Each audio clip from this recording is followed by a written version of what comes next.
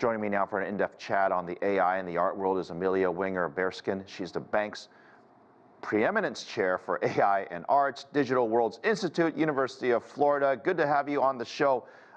Help us better understand this trend, because this is far beyond my normal knowledge or sphere of knowledge, and it can be very intimidating for somebody who's not familiar, number one, with the AI, let alone with art. How are these two going to work together and coexist peacefully? Thank you so much, Phil, for the question. Yes, AI is very complicated, and for the first time in human history, people are able to interact with it rather seamlessly, as we saw your journalist doing on location in Los Angeles. People can type in letters, they can even upload images or selfies, and through complex generative antagonistic neural networks or other type of deep learning models, millions of images help train these models so that they can recreate an image that may be similar to another image, like your face if you uploaded a selfie, or similar to tags that have been created, say a tag of an image of a cat or an image of a dog. It might be able to recreate what that image would look like based on the words that you enter into some of these systems. But is it helping us create art, or is it creating the art? Because I think those are two different things, right?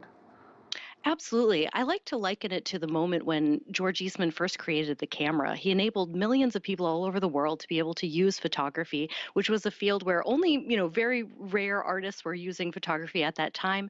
And suddenly millions of people were able to take photographs. And that didn't change the fact that we now have professional photographers and people that spend their whole lives taking photographs, but it has made it so that more people can take photographs, right? I can take them on my cell phone, and a professional photographer can as well. It's also similar to think of it as a tool. Many people said when the camera was invented that it would be the death of painting. But here we are in 2023, and painting isn't dead. People are still painting. It's been about 45,000 years since humans have first started painting. That's the oldest paintings we still have around on our planet. So I don't think the urge for humans to make things with their hands and to make things, with tools is going to change anytime soon. But perhaps the tools we use may change, and perhaps we will be using AI to create new forms of art. I'm no expert in art, but I do work with an awful lot of professional creative producers and who make videos and make graphics, and they take great pride in their experience and in their product. And one of the things that always comes up is, well, who owns this, right? Because there's an intellectual property right for artists and creators that's really, really important to them. It's about pride, it's about being respectful to the artists. How is that going to work in this new AI world? Well, like many things that are very new, we're still figuring out how to have laws that support people and protect people and make sure that we have justice within that space. So I think we will see new types of regulations on when people opt in to allow their photographs or images or hand creations or your own likeness even to be part of those training models. And also there will be different types of ownership, as there are now. Sometimes there are images of even me that I don't own, that maybe Getty Images owns or other people own, and they need to license it and purchase it. So I can imagine licensing will change as well, in collaboration with new forms of AI businesses around. That's wild. Now, just for our guests, you're also a professor as well. I know a lot of young people who are into very much art and creating art, whether it's for websites or for their personal use. If you're going through school right now, it feels like you gotta kind of get to the high-tech level of understanding this AI, because ultimately it appears from what you're saying that this is going to be a part of our ecosystem going forward. How are these folks going to use this to create things that ultimately benefit artists?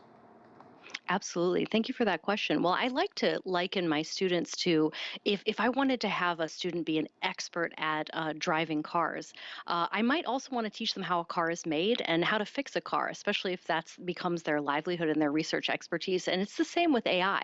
They may use AI to make art, they may collaborate with it, but I also want them to be able to open the hood and understand those algorithms, so they may be the future innovators in that space as well, not just using a tool, but also being the builders of those future tools. So I don't know if this question, if you can answer it, but it's been bugging me for a while. You see often these pictures and videos that aren't real, right? You'll see a body of one person with the head of somebody else, and somehow someone's edited it. And they're not real pictures, and they're not real videos either.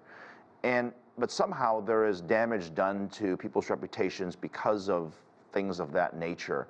What is the proper rule here? How do we protect people from being, I guess, disadvantaged or abused by where technology is leading us? Because a lot of stuff isn't necessarily real.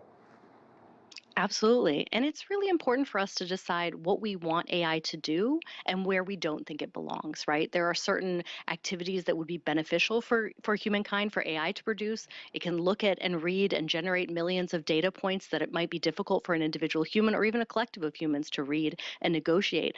But there are also things that maybe we don't want AI to do. And understanding what our own digital rights are and what our rights to our own likeness is, I think are all part of those laws and regulations that will be important to the future of AI in this field. To make sure that it sticks around, it has to be helpful to humanity. It can't just be harmful. So we need to have the right types of guidelines. And it's important that artists, creators, those people, as you mentioned, who are really good at developing good journalistic practices and good documentation and video, to also have a say in that as well.